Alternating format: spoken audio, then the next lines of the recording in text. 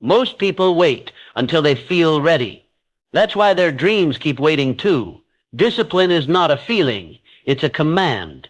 When the alarm rings, you stand up. When your mind argues, you count 3, 2, 1 and move. No bargaining, no excuses. Every time you choose comfort, laziness grows stronger. Every time you act, discipline grows stronger. This is not about motivation. This is about building a system that runs every day. Instant action, clear focus, and small wins that stack into big change. Right now, give yourself one simple order. I choose discipline because the moment you stop waiting for the right mood and start following the right command, your entire life begins to change. There is a voice inside your head. It doesn't shout, it whispers, it bargains. It tells you stay in bed a little longer. You worked hard yesterday, so take it easy. On a skipped day won't hurt. That voice is the negotiator. And if you keep listening, it will steal your future one small excuse at a time. Laziness is clever. It never says do nothing, it says do something easier. Scrolling your phone feels harmless. Eating comfort food feels small. Filling your day with busy work feels productive. But these are traps. They keep you from the task that matters most. Each time you say yes to laziness, you are signing another contract with weakness. One skipped workout becomes 2. One delayed project becomes a habit. And before you know it, years disappear. Let me give you a picture. A young man set his alarm for 5,000 a.m. He dreamed of success. He promised himself he would rise early and work. But every morning when the alarm rang, he hit snooze. 5 minutes became 10. 10 became 30. The day always started late. One morning he looked in the mirror, realized 10 years had passed. Still the same alarm, still the same snooze, still the same excuses. That is what one small negotiation costs. Not minutes, but decades. Every decision you make is a vote, comfort, or action, excuse or progress. Skip the workout and you are training yourself to quit. Stand up and do it anyway, and you are training yourself to persist. The habit you repeat is the person you become. Discipline is not born on easy days. It's forged in the moments when your body feels heavy. When your mind begs for rest, when comfort whispers louder than your goals, that is the exact moment you decide who you are. Will you negotiate and lose, or will you refuse the deal and rise? Comfort feels good now, but steals your future. Discipline feels hard now, but builds your future. Take a moment right now. Think about the excuses you use most often. Maybe it's I'm tired. Maybe it's I'll start tomorrow. Maybe it's I deserve a break now. Replace them with commands. I'm tired becomes I'll start for 5 minutes. I'll start tomorrow becomes I'll do one step now. I deserve a break becomes I'll earn my rest after I act. That small shift breaks the contract with laziness. Understand this, laziness has infinite arguments. It never runs out of reasons. You cannot beat it in debate. The only way to win is not to play. No bargaining, no delay, only action. When the alarm rings, you stand. When the thought appears, you move. When excuses whisper, you shut them down. If you want to see the cost of laziness, I don't look at today. Look 10 years ahead. Imagine yourself still making deals with comfort, still delaying, still waiting. What do you see? Wasted time, lost opportunities, a future you no longer respect. That is the bill laziness will send you. And the longer you negotiate, the higher the price. Discipline is not punishment. It is self-respect. Every time you refuse to negotiate with laziness, you are saying, my future matters. My goals are worth the sacrifice. I am stronger than excuses. The way forward is repetition. Every time you feel the pull of comfort, act instantly. Do one push-up, read one page, write one line, send one message. It doesn't matter how small. What matters is the reflex. At first, laziness feels louder, but with every small act of discipline, the balance shifts. Soon, action feels natural, and laziness feels weaker. Stop for a moment and ask yourself this. What opportunity did laziness steal from you this week? Was it your health, a project, a dream? Feel that sting? Use it as fuel. Turn regret into resolve. This is the first rule of discipline. Stop negotiating with laziness. From now on, no deals, no bargains, no delays. When the negotiator speaks, you shut it down. When excuses whisper, you act. When laziness knocks, you don't answer. Discipline is not a mode. It is a contract you make with your future. And every time you keep that contract, you take back power. You take back respect and you take back your life. Discipline is not built in giant leaps. It is created in small actions taken at the exact moment they are needed. Every time you hesitate, every time you delay, you weaken your ability to respond. The secret to real discipline is move immediately without hesitation, without debate. Think about how many times opportunity passed you by simply because you paused. You felt the urge to exercise, but you waited a little longer and then skipped it. You knew you had a call to make, but told yourself you'd do it later, and later never came. You had an idea to write down, but convinced yourself it could wait, and then you forgot. These moments don't feel destructive in the moment, but they are. Each delay trains your brain to think hesitation is acceptable, and the more you accept hesitation, the weaker your discipline becomes. Now imagine the opposite. Every time you had the thought to act, you moved. You thought of drinking water, you drank it. You thought of picking up a book, you opened it. You remembered a task, you started it right then. That pattern builds something powerful, the ability to respond instantly, the habit that removes procrastination before it grows, the reflex that gives you control over yourself. Here's why this matters. The human brain is fast at creating reasons to stop within seconds. Your mind tells you you're too tired. You'll have more energy later. It's not urgent right now. Those arguments only appear when you wait. If you act before your brain has time to debate, you win. You cut off the excuses before they even form. That's why small instant actions matter more than big delayed ones. Start with something simple. When the alarm rings, stand up, not after checking your phone, not after a few more minutes. Stand up immediately. When you remember a small task, do it right then, even if it takes only 30 seconds. Each time you do this, you reinforce a powerful identity. You are a person who acts, not a person who waits. This is more than discipline. It is self-rust, because if you decide to do something and then don't, you teach yourself to doubt your own word. But if you decide and act instantly, you teach yourself to believe in your own word. Trust grows into confidence. Confidence grows into consistency. Consistency becomes a disciplined life. You might think these actions are too small to matter, but they are the seeds of transformation. Picking up a book today trains the same discipline that will help you start a business tomorrow. Standing up the moment the alarm rings trains the same discipline that will keep you strong under pressure years from now. You cannot skip the small steps. They are the training ground for the big ones. If you want to test yourself, try this rule. When you think of something necessary, count down from 3 and then do it. 3, 2, 1. Move. Do not let the thought sit. Do not wait for the feeling. Just act. At first, you may need the countdown over time. You won't. Your body will move on its own. That is what real discipline feels like. Not forced effort, but trained reflex. Of course, some days it will feel heavier than it should.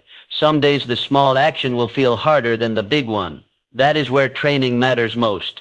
You are not building a life where everything feels easy. You are building a mind that acts regardless of feelings. Feelings change. One day you're motivated, the next day you're not. If your life depends on feelings, your life will be inconsistent. But if your life depends on trained response, your life will be disciplined. Look at anyone who has achieved greatness. They didn't wait for motivation every morning. They trained themselves to move the moment the decision was made. That is why they succeeded. Understand this discipline is not about perfection. It is about consistency of action over time, and consistency is impossible without instant response. Waiting doesn't just waste time, it weakens your self-respect. Every time you delay, you feel disappointment in yourself. You knew you should have moved, but you didn't. That regret builds into frustration. Frustration turns into self-doubt. That is the dangerous cycle of hesitation. But when you act immediately, even on something small, you feel pride. That pride fuels momentum. Momentum makes the next action easier. Soon, your life is filled with progress. Instead of regret, discipline is not a gift. It is a choice. Repeat it until it becomes natural. And the most powerful way to train that choice is through instant action. When you think of doing something good for yourself, move before excuses arrive. When you feel resistance, step into it quickly before it grows. Every instant action is a reminder that you are stronger than hesitation. The beauty of this approach is that anyone can start right now. You don't need money. You don't need special skills. All you need is the willingness to act the moment the thought appears. The first time you do it, it feels uncomfortable. The 10th time, less difficult. The 100th time, automatic. That is how instant action turns into habit. Remember this truth. Every person has the same 24 hours. Some build disciplined lives. Others waste their days. The difference is not time. The difference is response. Which group will you choose? Stop giving power to hesitation. Start honoring your thoughts with immediate action, because the disciplined life is built right here in the moment you decide and move. The greatest battles of discipline are not fought outside, they are fought inside the mind. Every action begins as a thought. Every decision is shaped by what you allow to stay in your head. If you do not control your thoughts, your impulses, fears, and excuses will control you. Most people underestimate this. They believe actions are separate from thinking, but action is only the extension of what you allow in your mind. If you constantly tell yourself, "I'll fail anyway," you won't even try. If you keep repeating, "I'll start later," you will keep delaying. Thoughts are not harmless. They are the seeds of every decision. And every decision builds your future. So, discipline begins with thought management. If your mind is undisciplined, your actions will be undisciplined too. The first step is awareness. Too many people live on autopilot, never stopping to notice what they are thinking. They assume their thoughts are facts when in reality most are just opinions, fears, or echoes of the past. Pause and ask yourself, what am I thinking right now? Is this thought leading me forward or holding me back? Is this thought building discipline or destroying it? The simple act of asking these questions gives you power. It creates space between you and the thought, and in that space you can choose. The second step is replacement. You cannot simply force a thought to vanish. The human mind does not operate in empty space. If you want to get rid of a destructive thought, you must replace it with a constructive one. When your mind says, "I can't do this," replace it with, "I may struggle, but I can learn." When your mind says, "I don't feel like starting," replace it with, "I will begin now," because starting creates momentum. This is not pretending everything is easy. It is directing your thoughts to build strength instead of weakness. You must also be careful about the input that feeds your mind. Your environment shapes your thoughts more than you realize. If you spend time with people who complain, you will think in complaints. If you fill your day with distractions, your thoughts will bend toward comfort instead of growth. Choose your input wisely. What you read, watch, and listen to becomes the raw material of your thoughts. If you want discipline, surround yourself with clarity, focus, and strong voices that lift you higher. Reflection is another tool. At the end of the day, ask yourself, did my thoughts push me toward my goals or pull me away? Where did I allow negativity to win? Where did I win the battle in my mind? This simple practice builds awareness. It helps you catch harmful patterns before they harden into habits. Understand this. Your feelings often follow your thoughts.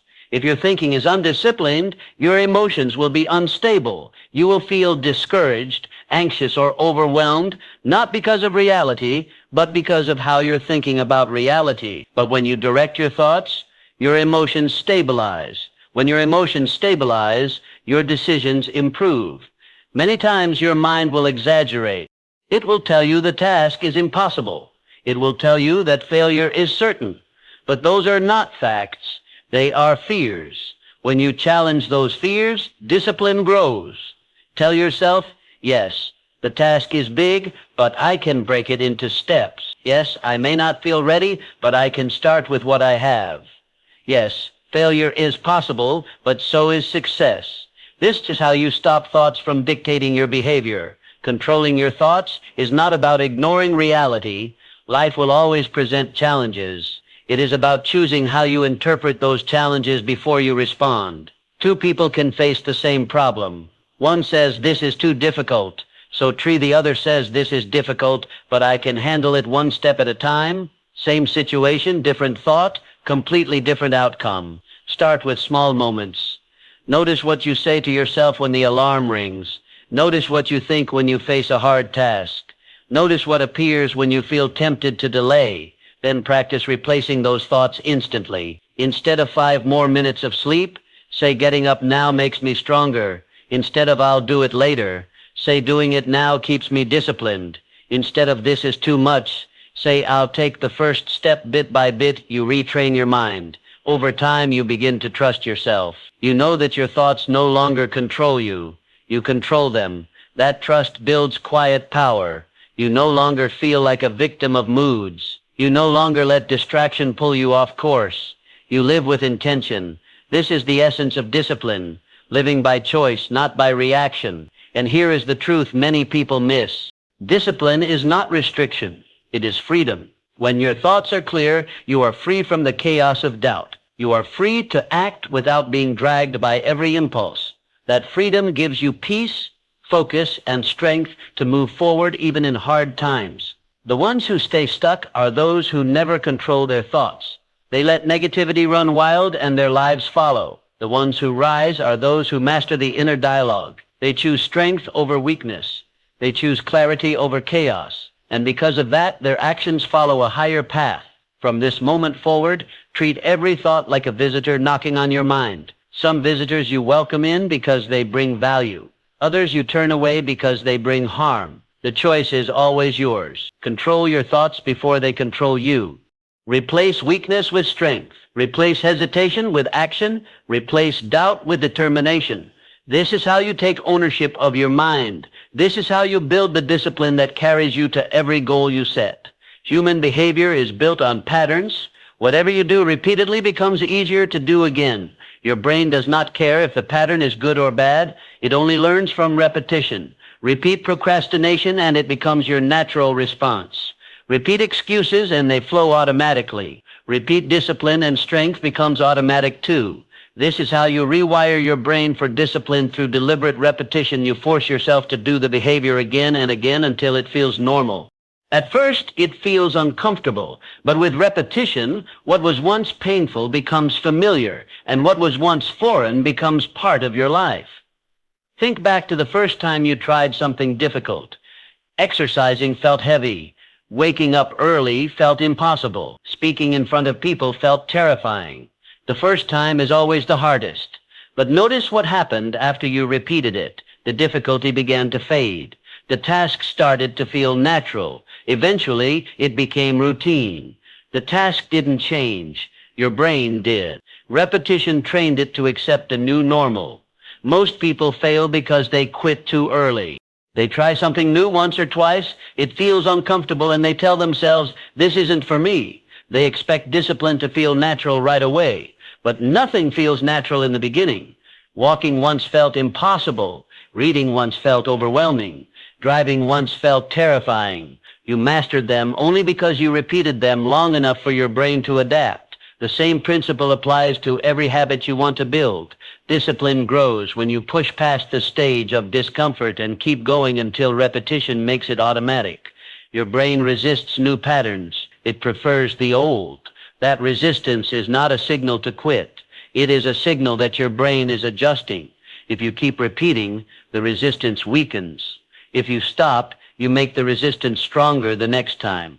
That's why repetition is not optional. It is necessary. The key is consistency, not intensity. One massive burst of effort followed by weeks of nothing does not change you. A small repeated action every day does. Reading 2 pages daily is more powerful than reading 100 pages once a month. Moving your body every day builds more discipline than one brutal workout followed by weeks of rest. The brain learns through rhythm, not random bursts. Remove the expectation of instant change. Your brain does not adapt overnight. It adapts with patience, persistence, and constant repetition. Imagine planting a seed. If you dig it up every day to check, it will never grow. Behavior works the same way. If you stop repeating too soon, the habit never takes root. But if you keep repeating, the roots grow deep and soon the habit belongs to you. You don't have to force it anymore. It becomes part of who you are. Every repetition also builds evidence. One push-up proves you are capable of moving. One page proves you are capable of learning. One focused hour proves you are capable of progress. Each repetition is proof that weakens doubt and strengthens belief. Eventually, belief becomes identity.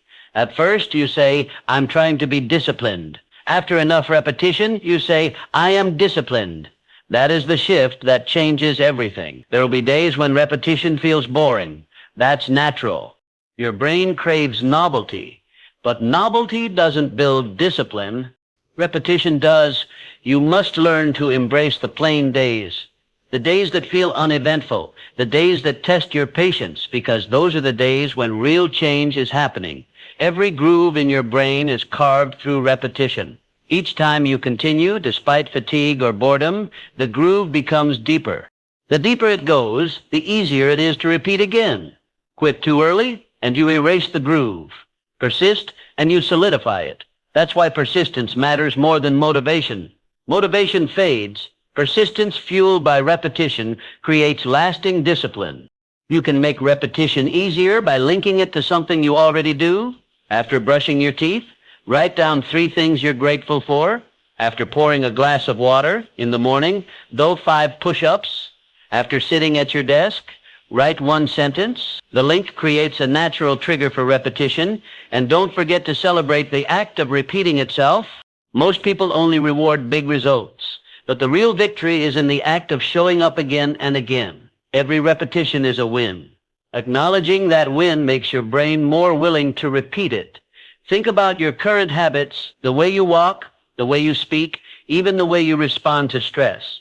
None of it appeared overnight. It all came from repetition. If repetition built your old habits, it can build new ones too. The question is not whether repetition works, it always works. The question is whether you will stay with it long enough for your brain to accept the new pattern. So choose one small behavior today. Commit to repeating it every day for 30 days. Don't skip. Don't break the chain. Push through the discomfort, the boredom, the resistance. By day 30, it will start to feel natural. By day 60, it will feel harder not to do it than to do it. That is the power of repetition. At first, you carry the habit, but if you repeat it long enough, the habit begins to carry you. That is when discipline stops being something you fight for and becomes part of who you are. The way you talk to yourself matters more than you realize. Every word you repeat in your mind either strengthens you or weakens you. If your inner voice is filled with doubt, excuses, and fear, your actions will follow that pattern. You cannot build a disciplined life if you let negative self-talk run the show. Think about the phrases you whisper to yourself. I'm not ready. I'll probably fail. It's too much for me. Each time you repeat these lines, you make them more real. You start living as if they are facts, but they are not facts. They are lies. And every time you agree with them, you hand your future over to weakness. The disciplined person refuses to let weakness speak unchecked instead of soft excuses. They use strict commands. They talk to themselves like a leader giving orders. Clear, firm, direct. Your brain responds to clarity. Vague language creates hesitation. Proceeds language creates action. If you tell yourself, maybe I'll do it, your body hesitates. If you tell yourself, do it now, your body obeys. The difference is in the direction. Strict self-direction is not about pretending life is easy. It's about refusing to use weak language. It's about replacing self-pity with self-command.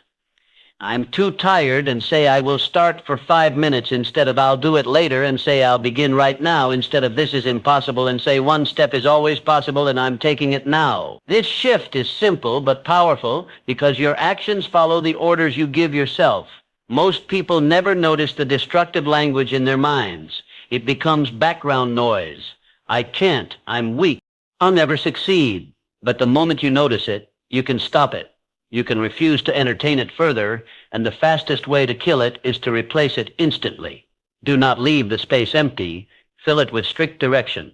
Negative self-talk thrives in vagueness. It loves soft words like later or maybe. But strict self-direction kills vagueness with clarity. Write one page now. Turn off the phone and focus. Get up and move. That precision leaves no room for debate. You must also adopt the right tone. Not soft, not doubtful, but commanding. When your mind says, I don't feel like it, answer with, do it anyway. When your body says, rest now, answer with, earn it first. Speak to yourself with the same firmness a coach uses with an athlete. This is not self-punishment, it is leadership. If you take your own words seriously, your actions will follow with strength over time. Something powerful happens. The negative voice grows weaker. The commanding voice grows louder, and soon it becomes the dominant one. You start to trust yourself again. Not because you feel good all the time, but because you know your words now carry authority. They don't offer excuses. They demand action. Be careful. Though negative self-talk doesn't always sound harsh, sometimes it disguises itself as kindness. You deserve to rest even though you haven't worked yet. Skipping today won't matter. Tomorrow will be a better day to start. Those are the most dangerous lies because they feel gentle, but they are traps. Strict self-direction cuts through them. It says rest is earned, not given. Tomorrow won't be better unless you act today. Surroundings matter too. If you spend time with complainers, you'll hear their voices echo in your head. If you surround yourself with strong, disciplined people, their language will shape your own. Choose your influences carefully because they become part of your inner dialogue. A practical exercise is this. Write down the excuses you tell yourself most often, then write down the strict commands that must replace them. I'm too tired becomes move for 5 minutes now. I'll fail anyway becomes I'll practice until I succeed. Read these commands daily until they become automatic. At first, the negative voice will push back. It will argue. It will remind you of past failures. But every time you replace it with strict direction, you weaken it. Over time, the old voice disappears and the new voice takes over. This is not cruelty to yourself. This is honesty. Excuses exaggerate your weakness and hide your strength. Strict direction reveals the truth. You may not feel ready, but you are capable. You may not see results yet, but consistency will bring them. You may not be comfortable, but you are strong enough to continue. The ultimate goal is to create an inner voice you can trust completely. A voice that doesn't negotiate, doesn't delay, and doesn't lower standards. A voice that gives clear, firm direction and expects obedience. Once you build that voice, you no longer need motivation. You no longer wait for inspiration. Your own words drive you forward every day. From this day forward, stop giving space to negative self-talk. Replace every weakness with a command. Speak to yourself like a leader, not a victim. Direct yourself firmly toward action because the words you repeat today are shaping the discipline that defines your future. Comfort is one of the greatest enemies of discipline. It feels safe. It feels pleasant. It feels familiar. But if you choose it too often, it slowly steals your progress. Comfort whispers. Take it easy. Delay the hard task. Rest a little longer. At first it feels harmless, but over time it lowers your standards and weakens your drive. The only way to break its grip is to use pressure. Pressure creates conditions where action is no longer optional. It forces you to move when your body and mind would rather stay idle. Think about deadlines. How many times have you delayed until the very last moment, then suddenly achieved more in a few hours than in the weeks before? That was not because you lacked ability earlier. It was because pressure forced you to act. The problem is that most people wait for external pressure. They only move when life pushes them, when deadlines loom, when consequences are near, when emergencies strike. But discipline grows when you learn to apply pressure on yourself before life does it for you. Comfort has no urgency. It convinces you that tomorrow is as good as today. It convinces you that nothing terrible will happen if you delay, and so you drift. It says the time is now, not later. It leaves no room for negotiation. You can create this pressure in several ways. One method is accountability. When you keep your goals private, comfort talks you out of them. But when you tell someone else, when you make your commitment visible, you feel the weight of responsibility. That weight becomes pressure, and that pressure pushes you to follow through. Another method is deadlines. A goal without a deadline is only a wish. If you say, I'll do it someday, comfort stretches that day into months or years. But if you set a firm date, you create urgency. Even better, shorten your deadlines. Challenge yourself to act sooner than feels comfortable. That pressure sharpens your focus and kills distraction. Financial pressure also works. When you invest in something, how you create a stake you cannot ignore. Pay for the class, buy the equipment, put money on the line. When you've invested, comfort loses its power. Pressure forces you to use what you've paid for. You can also create pressure by raising your standards. If you accept mediocrity, comfort will always win. But when you demand more yourself, you introduce the pressure to perform at a higher level. This is not about perfection. It's about refusing to settle. Another tool is visualization. Picture the cost of comfort. Imagine the wasted years, the lost opportunities, the regret of never becoming who you could have been. That vision creates emotional pressure. It reminds you that every choice has a price, and often the price of comfort is far greater than the price of effort. Pressure is not your enemy. It is the structure that keeps you strong when comfort tempts you. Without it, you drift. With it, you grow. You can use pressure in small daily moments. When comfort tells you to delay, speak firmly. Do it now. That simple command creates instant pressure. It removes the option of negotiation. Responsibility is another hidden source of pressure. When others depend on you, you cannot afford to choose comfort. Parents push through exhaustion for their children. Leaders carry weight for their teams. Responsibility creates pressure that leaves no space for laziness. You can apply the same principle to yourself. Take on commitments that require your discipline. When you know someone else is counting on you, comfort loses its grip. Understand this comfort will never disappear. It will always invite you to rest longer, relax sooner, wait a little more. You cannot eliminate that pull, but you can overpower it with pressure. Comfort whispers, demo. And the one you choose to listen to again, see the opportunity slipping away. Because you listen to weakness again, that image creates emotional pressure, strong enough to cut through the lie of instant pleasure. And here's another truth. Impulses are temporary. They feel powerful, but only for a short time. If you resist them, they fade. If you obey them, they grow stronger. Most people never learn to wait them out. The impulse arrives and they immediately obey. But if you pause even for a moment, you regain control. Each time you resist, you become stronger. Each time you fight back, you build confidence. Over time, impulses lose their grip on you. You must also learn to spot your triggers. When are you most vulnerable? When you're tired? When you're stressed? When you're bored? If you know the triggers, you can prepare. You won't be caught off guard. And when the urge comes, replace it. If you want to skip work, start a small piece of it immediately. If you want to eat poorly, drink water first. If you want to scroll endlessly, take a short walk. Redirect the energy into something useful. Because here's the danger. Impulses don't destroy you in one day. They destroy you slowly by repetition. One skipped workout isn't fatal, but weeks of skipped workouts or one delayed task isn't the problem. But repeated delay builds a life of regret. Every person carrying regret today was once a person who obeyed impulses yesterday. That is the heavy cost of surrendering to them. So discipline requires a new habit. Create space between the urge and your action. In that space, remind yourself of the pain you are avoiding. That space is your shield. That space is where discipline lives. At first, fighting impulses feels exhausting, but with practice, it becomes easier. Soon, you recognize the urge and dismiss it quickly. You no longer feel like a slave to your impulses. You feel proud, not only of what you achieve, but of what you no longer surrender to. That pride becomes fuel. It makes you stronger for the next battle. Another powerful strategy is to reframe pain. Most people run from pain, but discipline is choosing the right kind of pain. The pain of effort is temporary. The pain of regret is permanent. When the impulse comes, ask yourself, which pain will I choose right now? Or the quick relief that leads to lasting regret, or the temporary discomfort that leads to lasting strength? The choice is always yours. Remind yourself also of the life you want.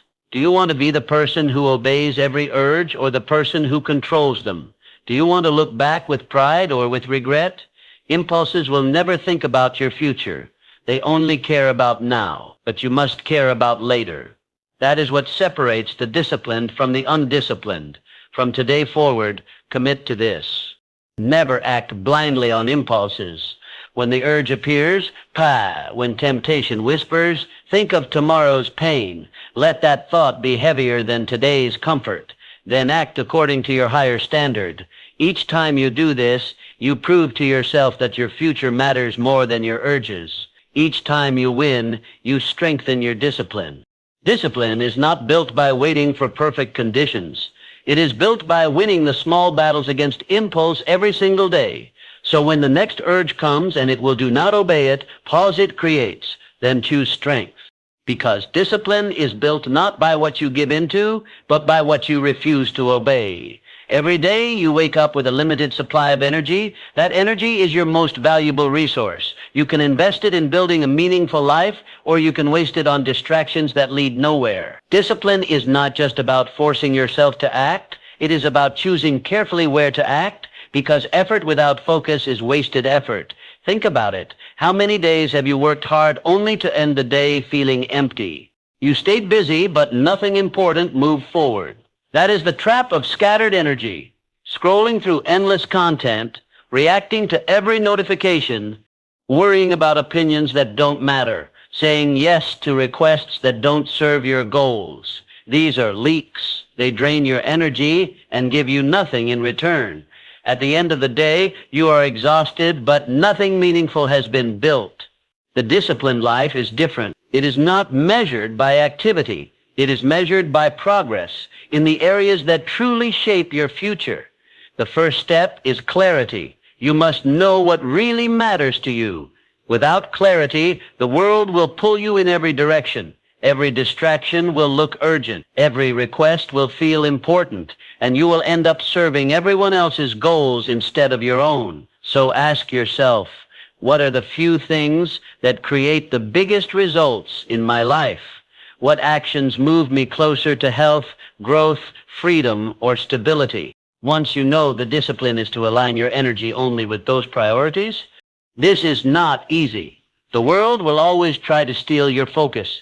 That is why you must be deliberate. You cannot hope your energy goes to the right places. You must decide in advance.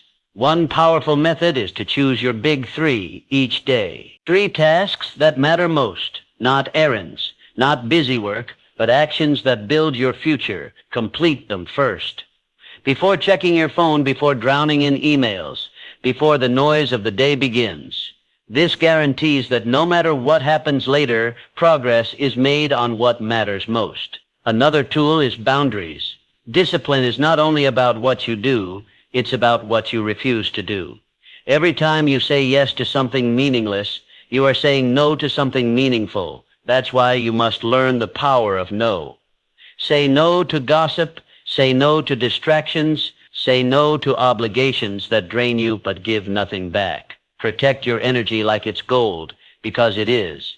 Be aware of false productivity too. False productivity is when you feel busy, but you're not actually moving forward, rearranging tasks, over-researching, organizing instead of executing. It feels safe, but it keeps you stuck. The disciplined person constantly asks, is this moving me forward, or am I just keeping myself busy? If the answer is no, they redirect immediately. Directing your energy is not only about work, it applies to every part of life. If you pour energy into negativity, arguments, or trying to please everyone, you weaken yourself. If you invest energy into learning health, meaningful relationships, and building skills, you strengthen your life. It's that simple. Where energy goes, life grows. Another key is to manage your peak energy. Every person has hours in the day when they are sharpest. For some, it's the morning. For others, later in the day, the disciplined person identifies those hours and reserves them for their most important work. Never waste your peak energy on trivial tasks. Guard that time fiercely. You must also track where your energy goes. Most people have no idea how much time they waste. Hours disappear into entertainment, scrolling, or worrying, and then they wonder why nothing changes. But when you track your habits honestly, you see clearly where the leaks are. And once you see them, you can fix them. Here's the deeper truth. Life is short.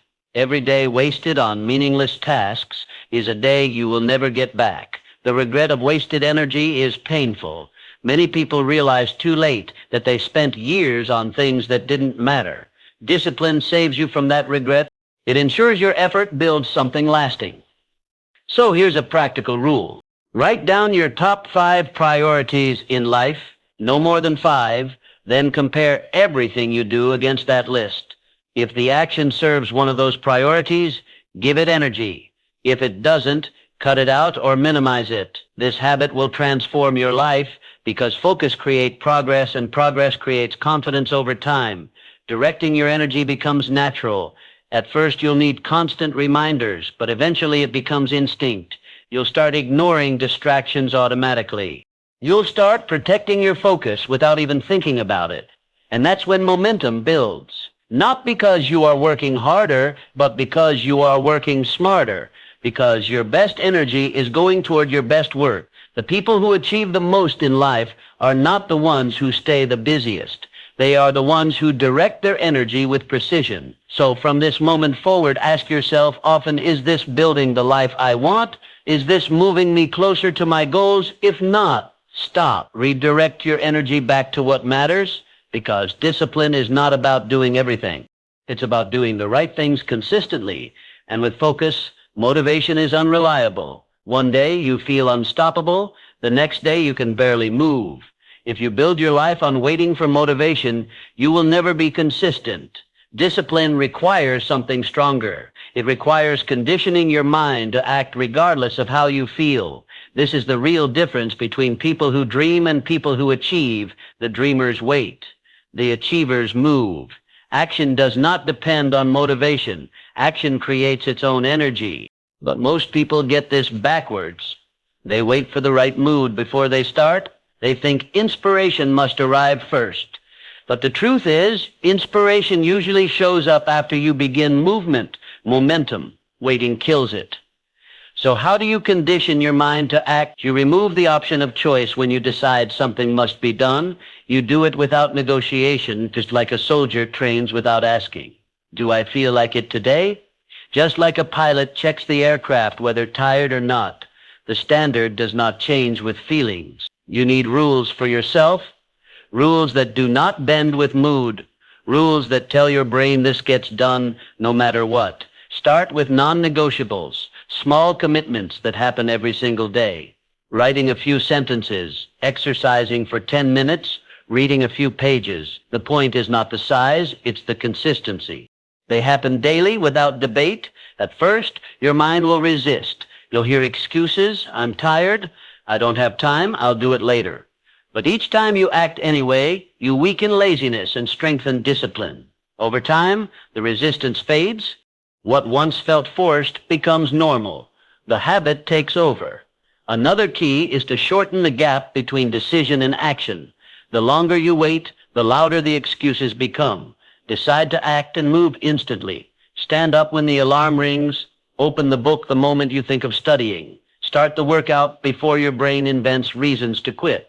Immediate action rewires your brain. It teaches you when I decide I move, that repetition turns discipline into reflex. You must also change how you view motivation. Stop treating it as a requirement. Treat it as a bonus.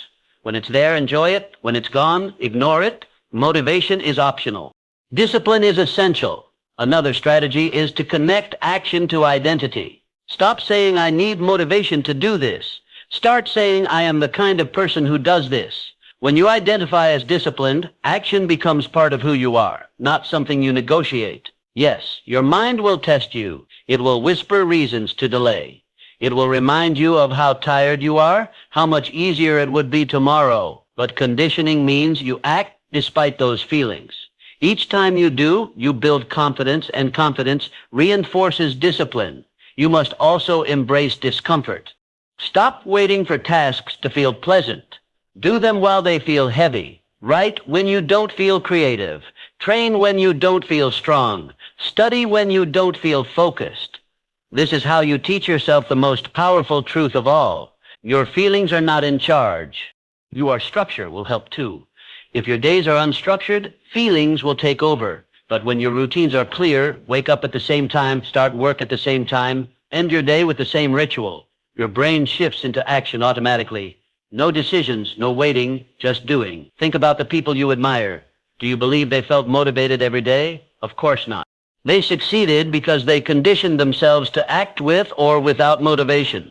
That is why they are consistent. Consistency is not built on emotion. It is built on conditioning. The cost of waiting for motivation is high. You lose time. You lose progress. You lose trust in yourself. Every delay reinforces the belief that you cannot act without the right mood. But the opposite is also true. Each time you act without motivation, you strengthen the belief that you are in control. That belief grows until action becomes second nature. This is freedom. You no longer depend on fleeting moods. You no longer waste days waiting to feel inspired. You know with certainty that no matter what you will act. So from this day forward, stop waiting. Train yourself to act based on commitment, not feeling. Create non-negotiable habits. Shorten the gap between decision and action. Build structure into your life. Treat motivation as optional. Anchor your actions to your identity. Repeat this enough, and you'll become unstoppable because this ship of once conditioned is stronger than any mood, and it is discipline, not motivation, that builds the life you truly want. Discipline is not about perfection. It's not about feeling motivated every day. It's about the daily decision to act even when you don't want to. Every time you choose effort over relief, you grow. Every time you fight impulses, you prove to yourself that your future matters. Every time you act without waiting for motivation, you create momentum that cannot be stopped. This is how greatness is built. Not in one giant leap, but in small victories stacked day after day until discipline becomes your identity. So the question is, no longer can I do it? The real question is, will I choose to act today? If you want freedom, choose discipline. If you want growth, choose discipline. If you want a future you can be proud of, choose discipline. Because when you master discipline, everything else falls into place. Now it's your turn. Start today, act now, and never look back. If this message spoke to you, don't keep it to yourself. Share it with someone who needs the reminder. And if you want more powerful lessons like this, hit subscribe, turn the notification bell, and join us here at Think Rich Mindset Hub, where discipline, growth, and success are not just ideas, but daily habits. Your future self is waiting. Answer the call with discipline.